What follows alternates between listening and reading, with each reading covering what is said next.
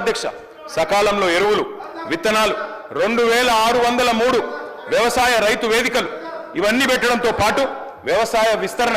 ఎందుకంటే వ్యవసాయ స్థిరీకరణ జరగాలంటే వ్యవసాయ విస్తరణ జరగాలి అందుకే ఇవన్నీ కూడా తీసుకున్నాం అధ్యక్ష అందులో భాగంగా వచ్చిందే రైతు బంధు అధ్యక్ష మా కమిట్మెంట్ రైతుల విషయంలో చెప్పాలంటే మా కమిట్మెంట్ ఒకటే చెప్పొచ్చు అధ్యక్ష మా మెడ మీద కత్తి పెట్టిరు వ్యవసాయ మోటార్లకు మీటర్లు పెడతారా పెట్టరా అని ఆనాడు మా మెడ మీద కత్తి పెడితే 30,000 కోట్ల రూపాయల అదనపు రుణాన్ని కూడా వదులుకున్నాం ఆ రుణ పరిమితిని కూడా వదులుకున్నాం కానీ పెట్టి పరిస్థితుల్లో పెట్టం మోటార్లకు మీటర్లు పెట్టమని చెప్పిన కమిట్మెంట్ ఉన్న నాయకుడు కేసీఆర్ గారు అధ్యక్ష మరి ఇప్పుడు వీరు పెడతారా పెట్టరా పైన వాళ్ళు చెప్పినట్టు వింటారా వినరా అని చెప్పి రైతులు కూడా చూస్తా ఉన్నారు అధ్యక్ష అధ్యక్ష ఆనాటి పరిస్థితి అధ్యక్ష రైతు బంధు గురించి ఒక మాటలో చెప్పాలి అంటే పేరు పెడుతున్నారు గౌరవ సభ్యులు గారు సార్ మీ ద్వారా కేటీఆర్ గారికి రిక్వెస్ట్ చేస్తున్నాం లాస్ట్ 10 years మీ రూల్లో 1 ఎకరానికి ఎక్స్ట్రా ఇరిగేషన్ వాటర్ వచ్చింటే నల్గొండకు అది బునియాద్ గాని కానీ ధర్మారెడ్డి కాలువ బ్రాహ్మణవెల్లని కానీ సొరంగం కానీ గన్నమల్ల కానీ బస్వాపూర్ కానీ ఏ ఒక్క ప్రాజెక్ట్ కాదు కదా మూసి కాలువలు ఈ డ్రైనేజ్ నీళ్లకు వ్యవసాయాన్ని వాడుకుంటానికి కూడా 100 కోట్లు ఇవ్వలే ఈ ఏమంటారు అధ్యక్ష మిస్గైడ్ చేస్తున్నాను నల్గొండ జిల్లాలో ఎక్కువ ధాన్యం పండింది ఎట్లా పండింది అధ్యక్ష ఆనాడు ఇందిరాగాంధీ జవహర్లాల్ నెహ్రూ పూర్తి చేసిన సాగర్ డ్యామ్తో 8 lakhs acres AMRP project NT Rama Rao మొదలు పెడితే ఆ తర్వాత డిస్ట్రిబ్యూట్ కెనాల్తో 400 కోట్లతో నేను రాజశేఖర రెడ్డి గారు సీఎం ఉన్నప్పుడు పూర్తి చేస్తే వచ్చిన పంట ఈసారి మన పోయినసారి అధ్యక్ష క్రాప్ హాలిడే ఎందుకు క్రాప్ హాలిడే ఈయన జగన్మోహన్ రెడ్డి గారు వీళ్ళకి బిర్యానీ పెట్టి వీళ్ళ ఫ్రెండ్షిప్ వేరే రాయలసీమ లిఫ్ట్ ఇరిగేషన్ అధ్యక్ష అరే ఆగమా బాబు నీకు చెప్తా మా బాధ చెప్తా నేను రాయలసీమ లిఫ్ట్ ఇరిగేషన్ పోతిరెడ్డి పాటు 88,000 టీఎస్కే అయితే 44,000 పెంచితేనే సొంత పార్టీ ముఖ్యమంత్రి రాజశేఖర రెడ్డితో కొట్లాడినా నేను సొంత పార్టీ ముఖ్యమంత్రి రాజశేఖర రెడ్డి గారితో కొట్లాడినా పులిచింతలో 3వ పంటకి ఇస్తే కొట్లాడినా నా సొరంగం ఇవ్వకుండా నా బ్రాహ్మణ వెల్లువలు ఇవ్వకుండా నువ్వు ఎందుకు 3వ పంటకు నిలుస్తున్నావు కొట్లాడినా వీళ్ళు సార్ నల్గొండ జిల్లాల అంత బ్రహ్మాండంగా పంట పెరిగి నీళ్ళు ఇచ్చుంటే ఏకలింగం గెలుస్తారు సార్ అందరూ 60-70 మెజార్టీతో గెలిచినాం ఇలా ఓట్లు వేసేవారు కదా మోసం చేసి నల్గొండని ఇవాళ మా ముఖ్యమంత్రి గారు మూసిని క్లీన్ చేసి మమ్మల్ని బతుకునిద్దామంటే దానికి అడ్డపడుతుంది సార్ మేము బతకాలని లేదు ఇంత విషయం ఇచ్చి చంపండి నల్గొండ ప్రజలు చంపండి బాగుపడుతుంది కలిసి రాండి సార్ ఒక్కసారి మా ఊర్లో అనుకోండి బ్రాహ్మణ వెళ్ళేలా పక్కకు మూసిపోతుంది ఏడుపోస్తా వీళ్ళని చూస్తే ఈ అజ్ఞానులు ఎట్లా ఈ సభకు వస్తున్నారు ఒకసారి ప్రపంచ దేశాలంతా కూడా ఇంత ఖర్చు పెట్టైనా ఆరోగ్యాన్ని ముఖ్యం సార్ వ్యవసాయానికి ఒక నీళ్ళు ఇవ్వలే మిషన్ మీద 6,000 కోట్ల టెండర్ పెట్టి డ్రా చేసుకున్నారు ఇవన్నీ లెక్కలతో సహా నా దగ్గర ఉన్నాయి కానీ కేటీఆర్ చెప్తాను తప్పు చేయకు 1 ఎకరం నీళ్ళు ఇవ్వలే మా ప్రాజెక్టులే ఎన్టీ రామారావు పుణ్యమని ఏఎంఆర్పి రాజశేఖర డిస్ట్రిబ్యూషను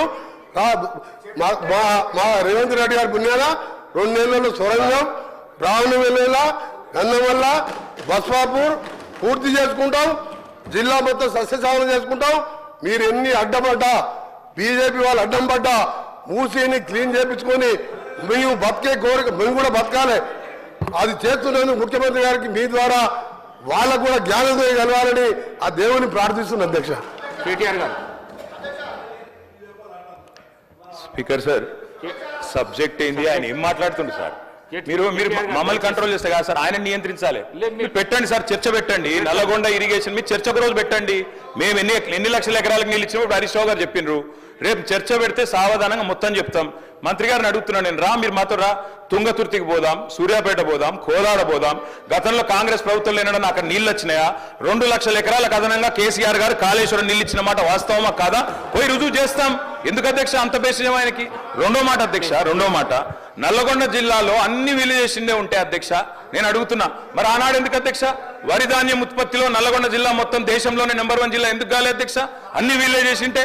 అధ్యక్ష మంత్రి గారు దయచేసి మీ సబ్జెక్ట్ వచ్చినప్పుడు మాట్లాడు మీరు వద్దన్నారా మీరు ముఖ్యమంత్రి గారు నేను మాట్లాడలేకపోతే నేనేం చేస్తాను నాకు అర్థం కాదు అప్పుడప్పుడు నీ సబ్జెక్ట్ కూడా తీసుకోమని చెప్పు దయచేసి అధ్యక్ష నేను మాట్లాడుతుంది రైతు బంధు మీద అధ్యక్ష వారిని కంట్రోల్ చేయండి అధ్యక్ష ఏం పద్ధతి అధ్యక్ష